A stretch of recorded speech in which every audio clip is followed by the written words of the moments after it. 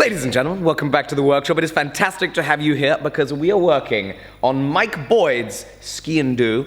Finally got it. Finally got it. Today we're going to be grinding this, heat treating this, doing some polishing. It's going to be a very exciting day. Can't wait to bring you guys along for the process. Thanks for watching.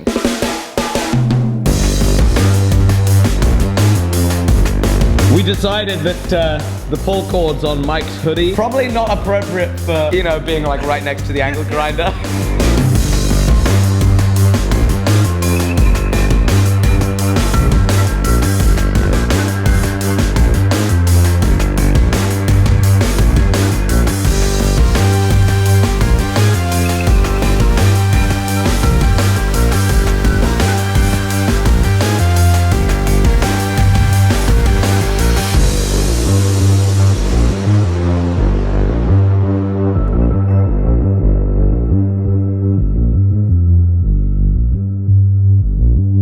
So we're just setting up here in the vise, and Mike, how did you enjoy grinding that? You know what? It was all right. I thought it was pretty cool. I think it looks great when you get that oxide layer off it. It's pretty exciting. Yeah, it's shiny. Well, your knife went from, you know, a pretty rough piece of kind of black metal to it's starting to look knife-like. Yeah. It's beautiful. What are we going to do now? What is the plan? We're going to use a file to make this area flat. What's this called? I don't know what it's called, but it's the transition between the tang and the blade. Yeah, the transition between the tang and the blade. We're going to make that flat with a file, and we're just going to tidy up these edges here. Sounds like a plan.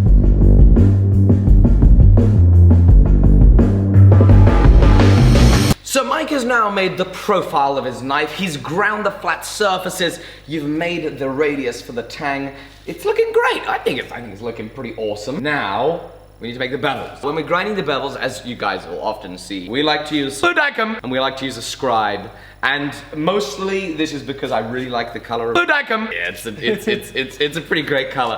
But secondly, it's because the blue dicum, once it dries, will allow us to scratch in the perfect center line so that when you're grinding your bevels, you can work to it. Make sure we keep things as neat as possible. Sound good? Sounds great.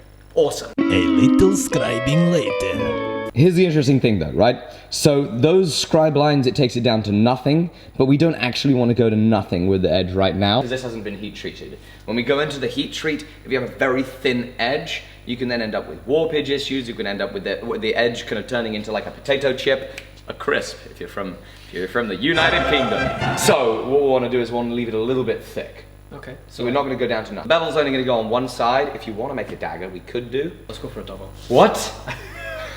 Can we do it? We can do a double bevel. Okay, we're doing a double bevel, ladies and gentlemen.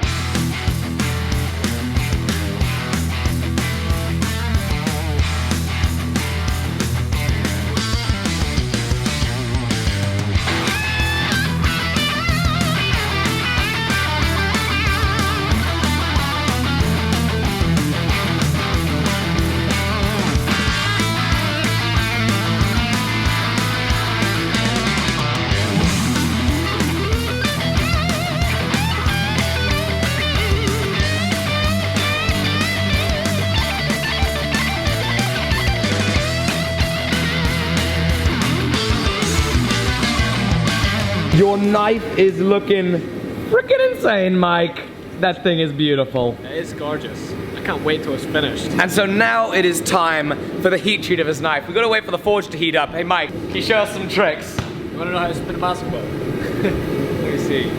What? That is amazing. It's pretty cool. It's a cool trick. Do you think that we can strap the camera to the ball and spin? No. Damn.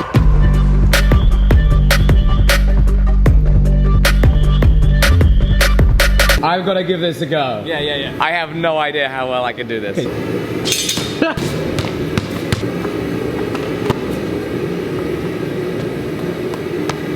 That was a couple ahead.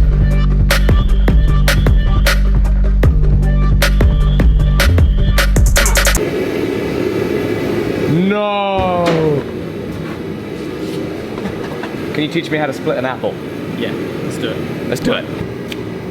You can just split the apple in half with your hands. Doesn't take that much. So there's nothing much to it. It's just a case of getting this part of your hand wedged in there. And if you do that with both of them, grip the bottom of the apples with your fingers there and just pry it apart. Do I get to scream while I do this? It always helps to scream. What?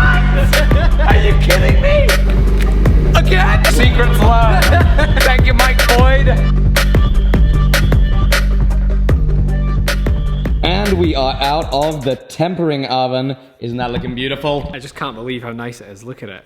You can see the Damascus pattern coming through. I can't wait to etch it. Lots more grinding to do. We're gonna start bringing that edge down to where it needs to be. While he does that, I'm gonna start working on the handle. So make sure you guys go check out his channel to see the rest of what he does on this. So here are the materials that I'm gonna be using for Mike's hammer. This is a piece of sterling silver. This is some African blackwood. Here is his knife. I've taken some dimensions from it. I know exactly the type of slot that I've got to make in the handle material of his knife. You can have this back. He's gonna go grinding it at the 60 grit. I'm gonna cut this up and start machining it.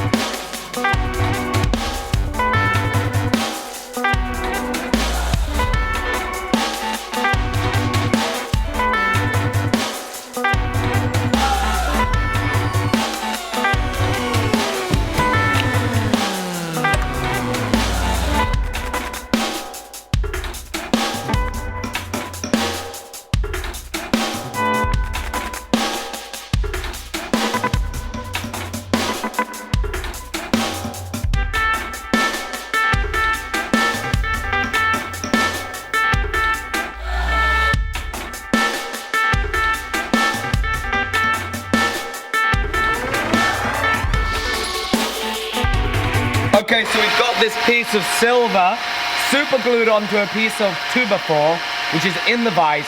I've never tried this before. We're gonna see how it goes. I'm gonna drill down, and then we're gonna mill a slot.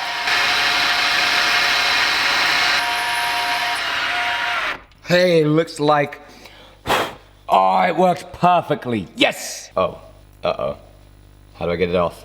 So as you can tell, it's the next day, and that slot in the silver worked just beautifully. Really, I should have thought about that when I was working on that copper for the Gladius that we made a few weeks ago. Mike, how are we doing today? You are hand sanding, is it going well? Oh, no. But as you will see soon when he uploads his video, he did a killer job in the grinding room. It is very difficult to make a dagger. It is your first ever knife. It is a complex knife. It's a very complex knife. And he has killed it. The grind lines are looking really nice and neat and beautiful. Right now he's at 320 grit.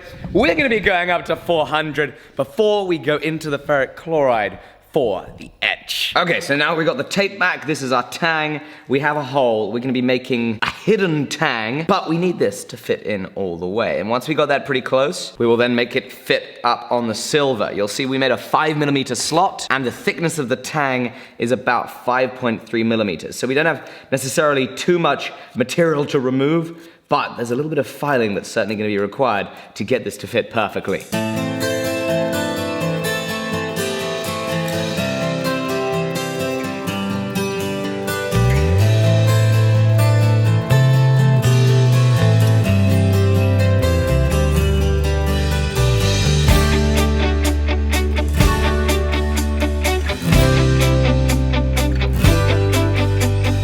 So the knife now fits inside this piece of African blackwood rather fantastically, but you see there's a lot of slop in there. It makes it very difficult to make it all work. So what we're gonna do, it's quite interesting. We're gonna do what's called bedding the tang. So, we make some epoxy, we're gonna mix it up, we're gonna place it in the hole, and more, and more, and more. More epoxy, mix it up, place it in the hole, and more, more, more, more. And then we're gonna take this, paste wax, and rub it onto the tang, and we'll stick it in the hole with the epoxy.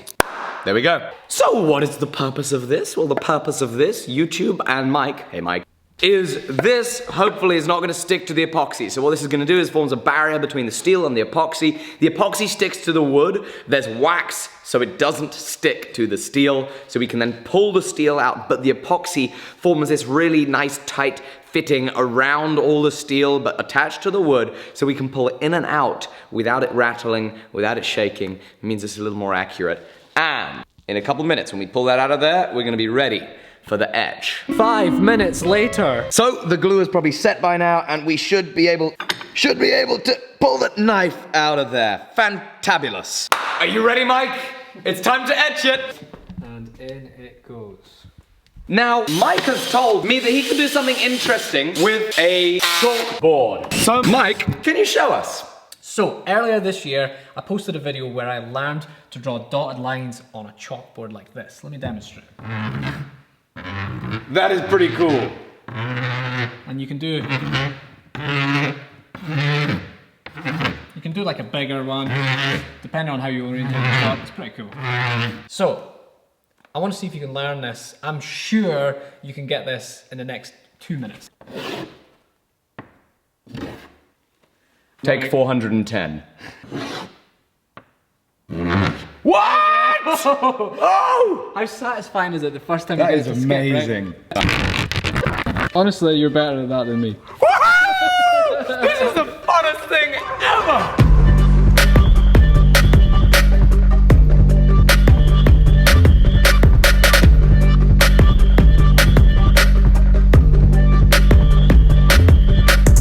Okay, enough chalkboarding. We're now gonna pull it out of the acid. This is gonna be pretty exciting. I wanna see what his reaction is. Can't wait, it's gonna be on his video. I think he likes the knife. I think he likes the knife, yeah. I think we did good, we did good.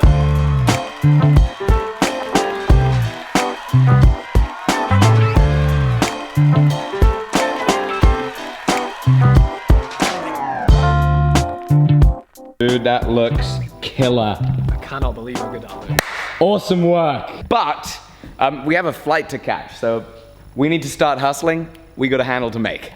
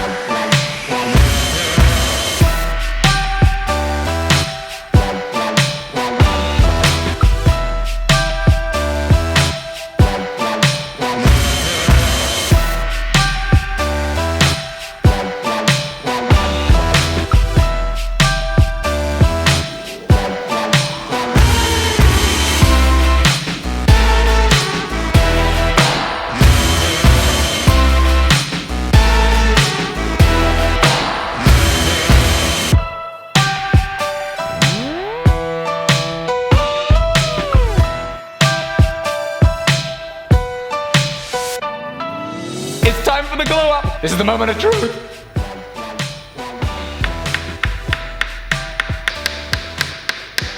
Great, and now you just gotta stay there for about 3 hours. Right, close thine eyes. Okay. Oh, ho, ho! Look at that!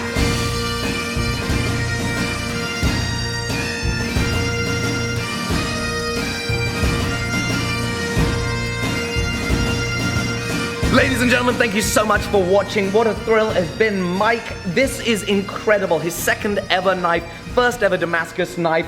Awesome work. Mike, please tell them where they could go and look at the incredible work that you do on YouTube. So I make videos all about learning, and I try and learn something in as short a period of time as possible, cut it into a nice, fun to watch video. Go and check it out. Maybe subscribe if you like it. The videos are insane. Definitely go subscribe. You're gonna love it. You did an awesome job on the knife. Mike, it's been a pleasure having you. Thank you so much for showing me how to do this. My absolute pleasure. Thank you guys for tuning in. Make sure you subscribe to Mike's channel. Subscribe here if you're new, and I'll see you tomorrow on the next episode. Bye-bye.